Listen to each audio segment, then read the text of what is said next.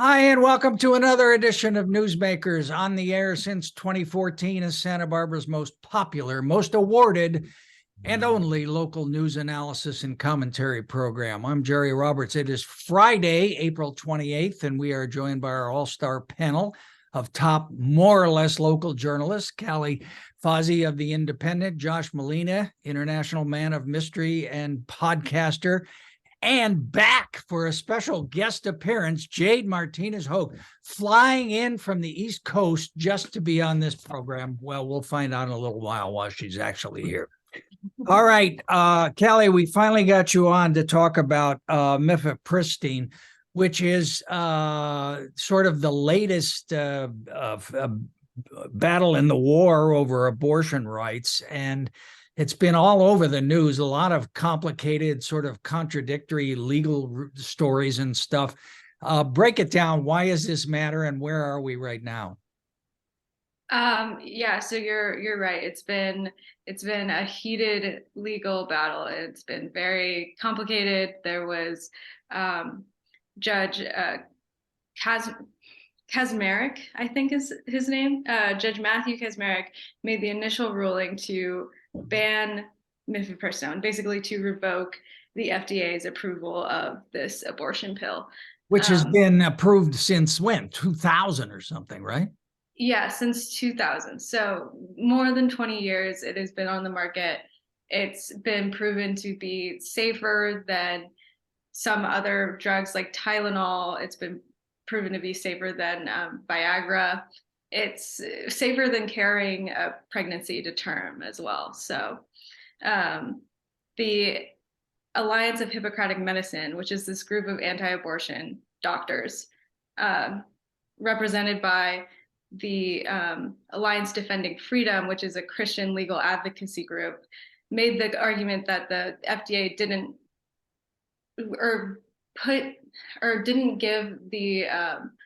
didn't study the pill well enough, didn't consider its safety risks or anything like that before approving it. So it is putting women at risk when they use it, is what they're saying. 20 before approving it 23 years ago. Yeah. Okay. Yeah, before approving it 23 years ago now, which is such a weak and loose argument. It really just has no ground. It's been approved for 23 years. It's been proven to be safe and effective. And by ruling that the FDA should not have approved this drug, kind of just undermines the entire process for drug approval in the United States. It undermines the FDA's authority. It's unprecedented. And it could just have catastrophic effects on our healthcare system, beyond the catastrophic effects on abortion access and abortion care for women, and even care for miscarriages. Like, the pill isn't only used for abortions, it's also used to make miscarriages more comfortable and less invasive for women. Right.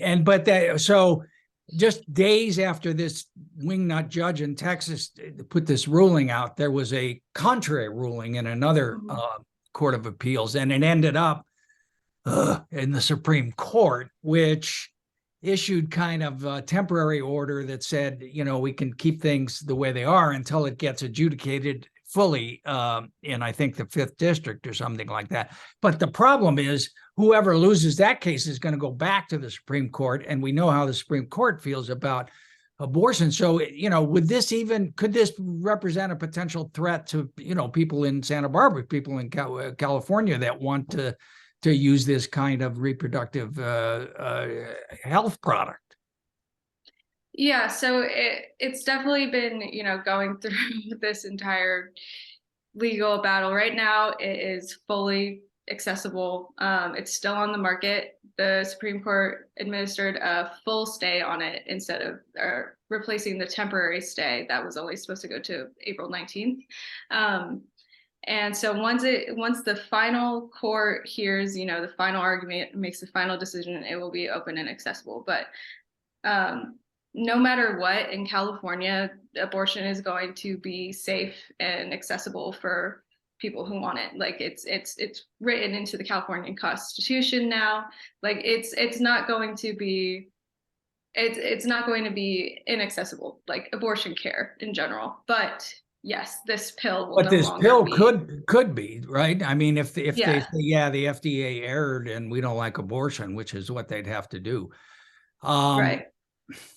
And they didn't, the Supreme Court didn't say what the vote on it was, but Justices Thomas and Alito put out these wild anti-abortion thing.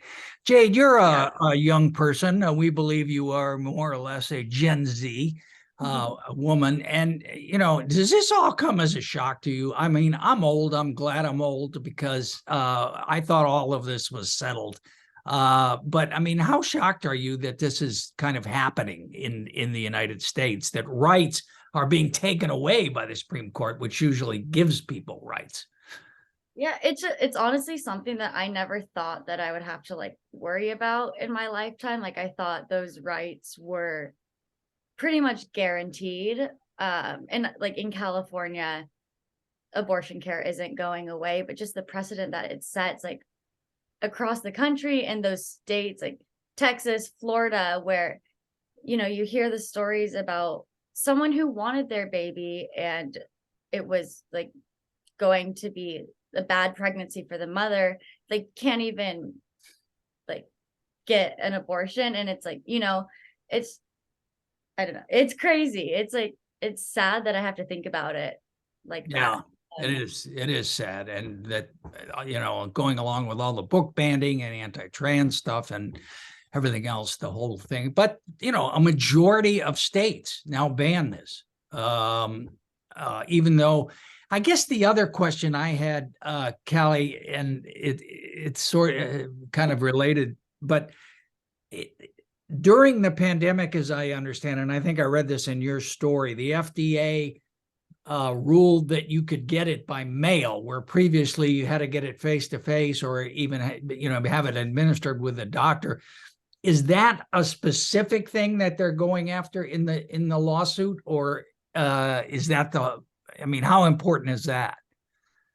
That ruling essentially just pissed off all of the anti-abortion groups, because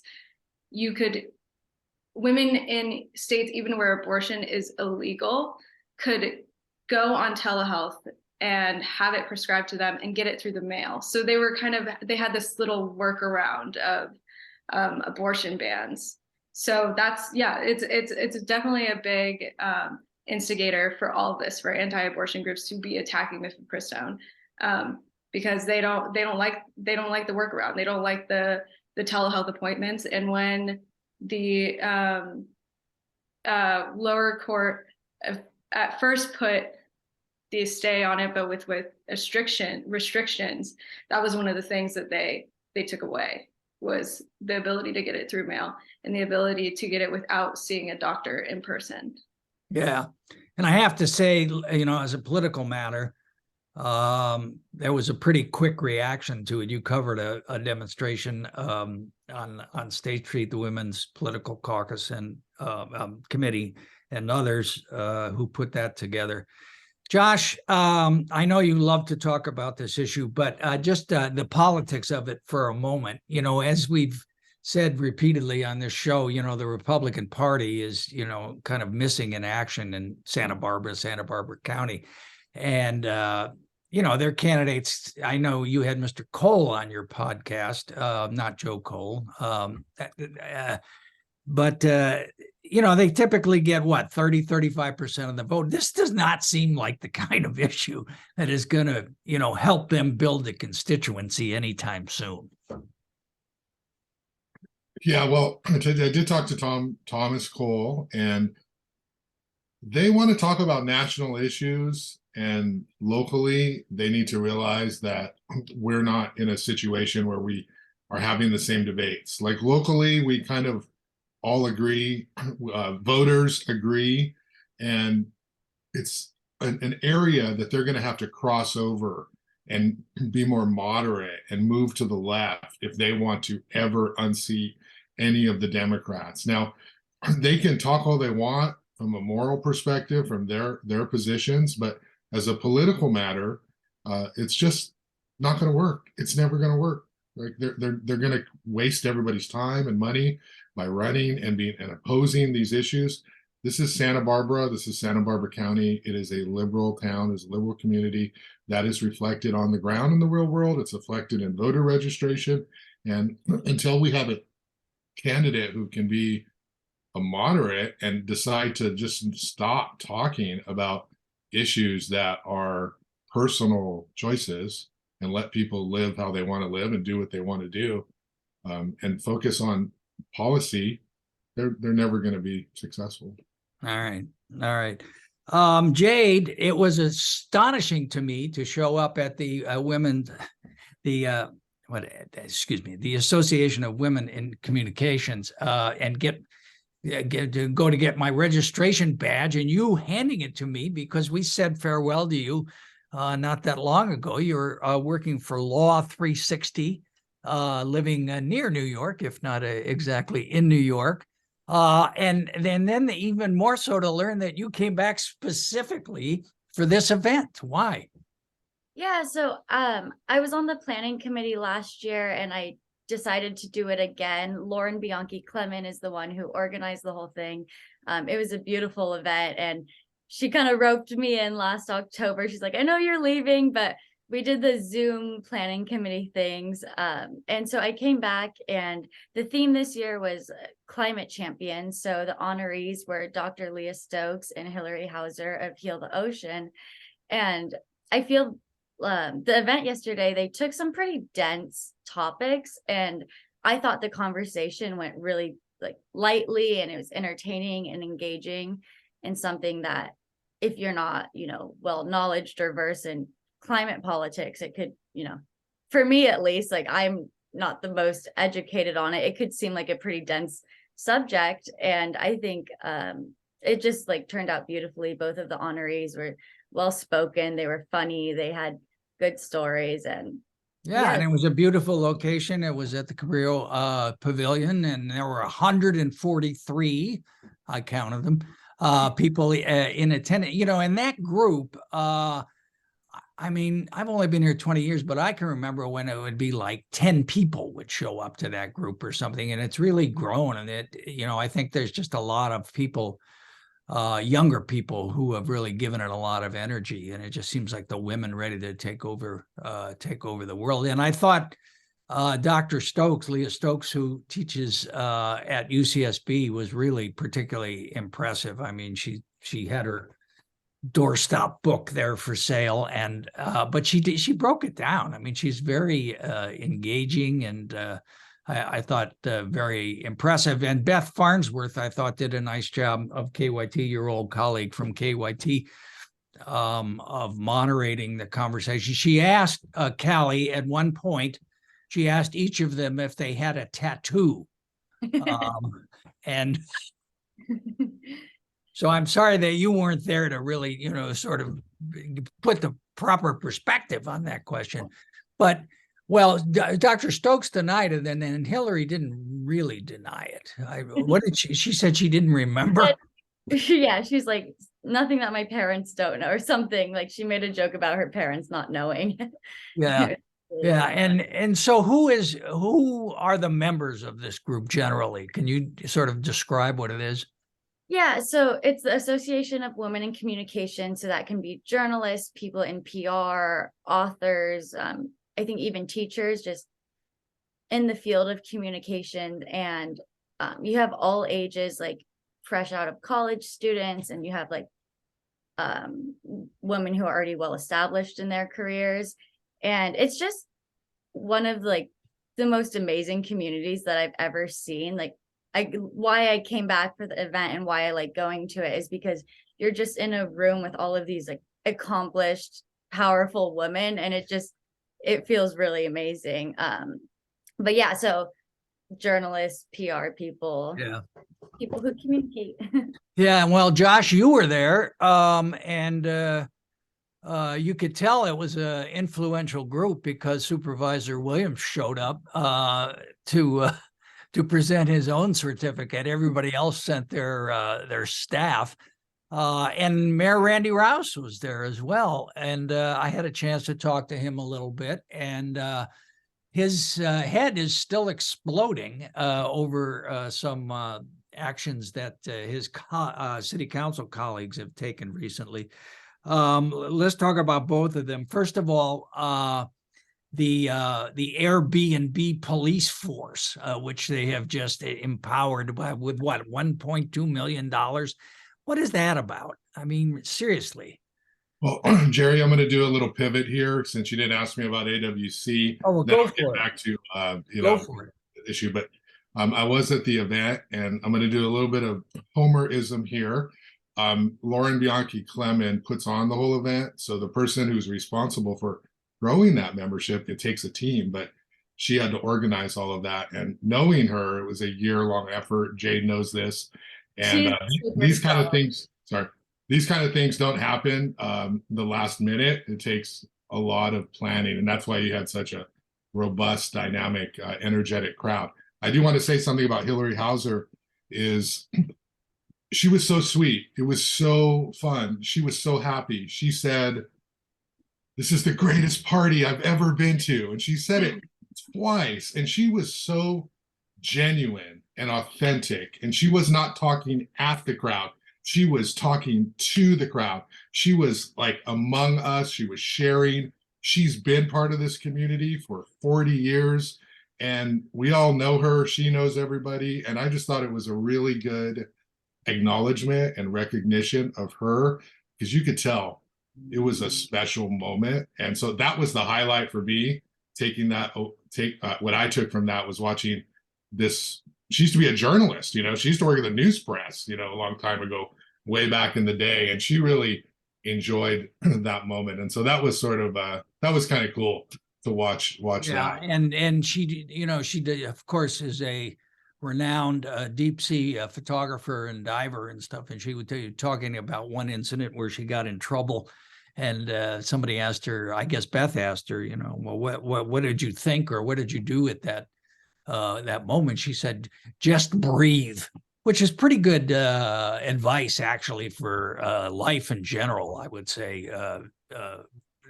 Callie and Jade, particularly, when you Since I have fewer breaths left, yes. Just breathe. Yeah, I don't have that many. And the other thing is, yeah, I agree with the kudos for Lauren, and particularly because I complained last year that they didn't serve coffee till the end of the meal, and geez, and so there was a coffee bar, you could get coffee. However, I did not get my dessert. I'm going to be writing about that in full, the dessert scandal at the AWC. Jerry, I will say we made sure that there was enough networking time in the beginning, because I know that was a complaint from yours last year. So we made sure we were like, we're giving Jerry his time to talk to people. Yeah, you can't get any items. All right, back to Silly Hall, Josh. So talk to me about the Airbnb police strike force that the council approved on a vote of 6-0 this week. Yes. So the city of Santa Barbara allows vacation rentals, stays of 30-day or less in the coastal zone if hotels are also zoned. But everywhere else, if it is not zoned for hotels, you can't have a vacation rental. So they are hiring an investigator. It's up to $1.2 million expenditure. They don't know exactly how much it's going to cost to go find out everybody who is running an illegal vacation rental. The city cares for a couple of reasons. They're not getting any hotel bed tax out of that, so they want to charge them the 12%, the retroactive. So forever how long they've had this illegal rental, to be able to get that money. And then they also want to stop vacation rentals because there's a housing shortage. And the goal is to make these homeowners say, hey, if you've got room to rent, you've got space, rent it to a local person, local family. This helps our housing crisis, and it houses the people in the community who need it. So that's sort of their overarching goal. And they're hiring a private investigator, they're hiring a consultant, they're going to try to figure out exactly how many people are doing this. There's all sorts of estimates and ranges. There's 1,000 people doing it. Nobody really knows how many people are doing it, but they want to find out. And Airbnb, VRBO. Obviously, it's Santa Barbara. It's popular. It's a great way for people to pay for their mortgage if they've got a kid going to college. Have that money, pay for that. There's all sorts of benefits to doing that, but also it's super expensive to live in Santa Barbara. So who do we want to house? Well, it's, of course, Callie, and I know you agree with me on this, completely wrong-headed and a dumb idea.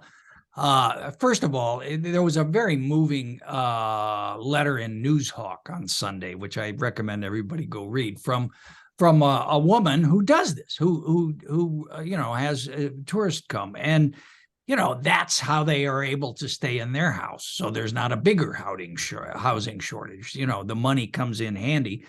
And it also brings, tourists who spend money, as we all know, downstream throughout the city and throughout the county. And secondly, this notion that if you stop people from renting for vacation rentals, they're going to suddenly turn around and, have a long-term lease to people. It's nuts. That's not going to happen. Do they have the slightest bit of evidence that anybody's going to do that, Josh? I think that they're prepared for a fight. I think that they're prepared for the fact that people are not going to want to rent to local people who need housing, because this is an idea. This is an asset where they can make a lot more money. So I think that they're thinking that it's probably not going to happen, but they're going to do everything they can to sort of put the pieces into place so that they can crack down on these vacation rentals. And how are they going to judge whether it's a success? By how much money they collect? And I mean, that issue makes sense to me. Okay, people aren't paying what they should be paying. Yeah, go get the money. But is that how they're going to measure success? Well, they do want to get all that back, hotel bed taxes, which could be, in the millions. They do want to get that. I don't know that they're talking about how to measure success. No, of course they're not. They never do. They want to minimize the amount. So one of the things they're doing is they're doubled their citations. So something like 1,500, 3,000, 5,000, depending on, like the third time, is going to be that amount that you're going to be fined. And so they're not saying they want to go out there and prosecute these people, but they want to fine them as a disincentive for them doing this. It's a really weird thing, because obviously if you own property, you are this American, sort of institutionalized way we've been trained to think is we own this property. Capitalism. Yes, it's called capitalism. We can do what we want with it. Yes. But also we live in a community where there's rampant homelessness. People are being driven out of the community. Rents are so high. Do you want to just think about yourself, or do you want to think about how can you be part of the solution here? So there's a little bit of that social aspect. That's socialism, I think, is the word you're looking for there. Social and you also put a little thing in Newshawk this week, seeking out people who have left town. Yeah. Because of housing costs, I guess, or for any reason, right? Well, this is my whole thing. It's a journalism engagement project. So we're reaching out to people to tell us their stories. And my focus, as somebody who grew up in Goleta and who is fortunate enough to stay in this community, has watched so many of my friends be driven out. They can't afford to live here. My parents never owned any property. In fact, where I grew up is a cannabis dispensary, over there near Old Town Goleta. Okay. Shocker. So we never owned anything. A lot of people have been driven out. Oxnard, Ventura, Lompoc, Arizona, Oregon, Washington, all over. And so I thought we should do a story where we try to find some of these people who have been driven out of the community and tell their stories. I also find it a little frustrating because we have incredible activists in this town, and that is awesome and that is great. But we have a lot of activists who did not grow up in this community coming here and telling us how we need to build housing for everybody. Well, let's start with the fact that, if you come here and you have your degree from UCSB and you decide, wow, what a beautiful community, I love it, I'm going to stay here. Okay. You are driving people out of this community who grew up here because you can pay a higher rent. You can pay more than these other people who grew up and now their parents are gone. They can't afford to live here.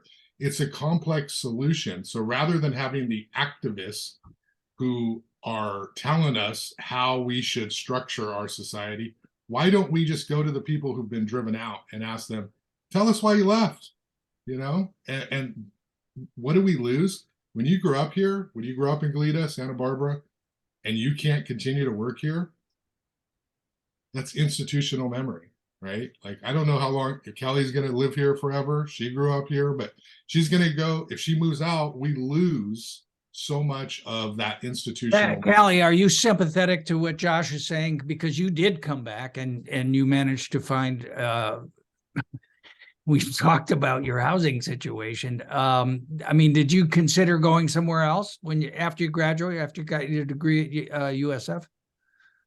I, for a little while, considered staying in San Francisco, but it's really, it's in between an expensive place and a more expensive place. So, yeah, it was coming. What about your friends? The people you went to high school with, and so how have many of them stayed or left, or what's the situation with that? So many of them left and are now back. So I have a few friends who went to college on the East Coast and have come back. I have friends who I went to high school with who went to UCSB and just never left. The friends I'm living with now are all friends that I went to high school with the exception of one who I met through my friends going to UCSB. And they all have college degrees. Some of them are working as like one of my roommates is a field biologist. One of my roommates is a researcher for UCSB, and my two other roommates couldn't find a job in their field, and so are working for local restaurants as servers or cooks. But we can all barely afford to live in our 3-bedroom house in Goleta. Yeah, and it makes it sound like really the dividing line though is education. I mean, that's kind of the new fault line of American politics anyway. Mm-hmm. Yeah, Jade, you left town, but it wasn't altogether because of housing costs, was it? No, I left for like job opportunity. I was fortunate enough to be able to find an apartment. I lived with my boyfriend at the time, so I still do now, but just not here. We shared a room, so our rent was like cut in half. And I think that's probably the only reason why I was able to live here for so long, because I had that shared rent. But like sometimes I check Zillow and stuff. I just still like to just see what's out there, and the housing prices here are insane. Like if, when I first started at Newshawk, journalists, like we don't make a lot of money. And so it would have been very hard, I think, to stay. Yeah. Like if I didn't have a roommate, if I wasn't sharing a room. Jerry, it is education, but it's also inherited generational wealth. The biggest factor that I have seen is if you grew up in Goleta or Santa Barbara and your parents rented, good luck. Like, we're going to do multiple stories, but I'd like to know those people who got their college degree and then bought a house in Santa Barbara. The ones who've been able to stay have been their parents owned a home. And so they have inherited that asset, and now they're able to leverage that or use that. But the focus of the first piece is, hey, you can't live in the community you grew up with because of the high cost of housing. Just share your stories. And there are many reasons why, right? It's not just because politicians have not built enough housing and only talk about it a year before they're going to run for re-election. It's not because of that. There's a lot of factors, but it's hard here unless your parents or grandparents owned a piece of property. It's so hard. Nepo baby. You need to be a Nepo baby. All right. Hey, Jade, I meant to ask you, so what kind of stuff are you writing? What are you covering? So I cover Law 360 is a legal news organization. A lot of our readership are attorneys. But my specific team, I cover deals, so like mergers and acquisitions. I write a lot about private equity. So it's very business oriented, not as entertaining, I'd say, as working in local news in Santa Barbara. It's pretty dry, if I'm being completely honest, but it's yeah, it's But interesting. it must be educational for you. I mean, Oh yeah, I feel like I've learned so much. Like I should have paid attention more in my econ classes in college because there was a steep learning curve. But yeah, no, it's interesting. yeah, and but you work at home, right? I work Well, from why the home. hell didn't you stay here? You could have done it from here. Jerry, we could do a whole show about that. Don't get me started. We have an office in Chelsea in Manhattan. But my team, my specific team that I work with, everyone lives across the country. Like we have people in New Mexico, Colorado. So no one from my team really goes into the office. I just work. All right, Josh, real quick. Randy was really on about the change that the council made in the fees for the parklets, for the restaurant parklets, because that was all settled. It was on the consent calendar, and then all of a sudden, Alejandra and Megan pulled it off, and why? Who got to them? What's the outcome? Let me clear the air on Megan. She was consistent the whole time. Yeah, she was. Off She the was. agenda. She was. Alejandra, back in January, they had a meeting 2 days after the storms. All the business owners wanted the city not to vote on the outdoor dining fees. And Alejandra at the meeting, paraphrasing, said, there's always going to be some event. There's always going to be something going on. We need the revenue. We need to vote today. So they voted and they approved these fees. And then when it came back on consent calendar, meaning like a formal second reading, she pulled it off and said she changed her mind. What happened in the middle? The restaurant owners. Bob Stout got to her. Yes, they had a talk with her. They met with her. She changed her mind. Alejandra, if you're watching, I'm not judging you. I'm just summarizing the facts. 180 degrees. And so Randy was irate because he's giving this lecture on how government works in the meeting. A consent calendar is only for an up or down vote. We're not supposed to relitigate the whole thing right now. Which they did. Right. And then so they brought it back on an administrative agenda for this meeting on Tuesday. And Alejandro Gutierrez was saying, that's why we're here. We can change our mind and it's okay. And so we did that. He was outraged. I do want to throw in a little plug. And the rest of them went along with it like sheep. Jordan, what's Jordan doing? Jordan sold out a million times in that vote. He wanted no fees. He suggested 0 fees. So I don't know what's going on with his head, but that's what he said. Eric Friedman, he said, we can't do this. We have to charge them something because we have a budget concern. But in the end, he abstained. Little pro journalist. Yes. He abstained. So myself and KYT assignment editor, Lily Dallow, we collaborated on the story. Content director. Okay. Yes, I got the title wrong. What is the title, Jade? Digital content director. Digital content director. Jade merged us together because she worked at KYT and Newshawk. We did a story about outdoor dining, and we went and talked to Aaron Ashland, who is Randy Rouse's #1 enemy on this outdoor dining thing. And we talked to other downtown merchants, and she talked to the mayor. And it was awesome because I got to watch her do her digital thing with her how she recorded it. And I got to see her process. And then we collaborated on the writing. And we did the story before the story, little good old fashioned journalism preview of the big vote. And it was the fourth most read story on Newshawk, Jerry. And this is the future. Not as big as Oprah, though.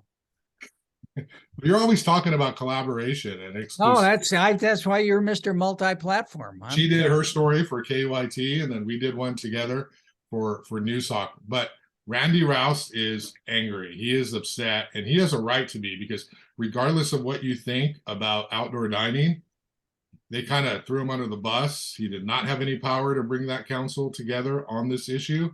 And Kristen Snedden, too, very surprising. You can be for outdoor dining fees, and you can also be for a little bit of civility with the process. And they kind of just threw Randy under the bus there because Bob Stout, he's good. He's a good guy. He's persuasive, and that's how it turned All out. right. Well, it may be time to have another Ask the Mayor show and have the mayor back and see what he says. Hey, real quick, Callie, I ran into Salud Carbajal at T-ball on Sunday morning. Oddly enough, my grandson was playing against his granddaughter, which was T-ball is great because every game ends 27-27 and it goes fast. So, and there's plenty of time to talk in between. Anyway, I was talking to him about various stuff, and he did mention this new coastal climate bill that he's introduced that you wrote about. What does that consist of? So he's introducing with Brian Fitzpatrick, who is a Republican from Pennsylvania. And the first one is to basically fund efforts to research ocean acidification, which has like a very negative impact on shellfish and so the shellfish industry and tourism. And That's so why, because carbon gets in the water, or what? It's basically because the ocean is absorbing more carbon dioxide from the air, and that leads to this process of ocean acidification that basically destroys calcium structures. So, or dissolves calcium structures, excuse me. So dissolves the shells of shellfish, dissolves coral reefs, can make it harder for shellfish and coral reefs to grow those structures in the first place. So horrible issue, horrible for the environment, horrible for the shellfish industry. So that first bill is to people who like shellfish research on it. Yeah, people love. Yeah. All right. Wait, Yeah, real quick. What's the other one? We got to get out.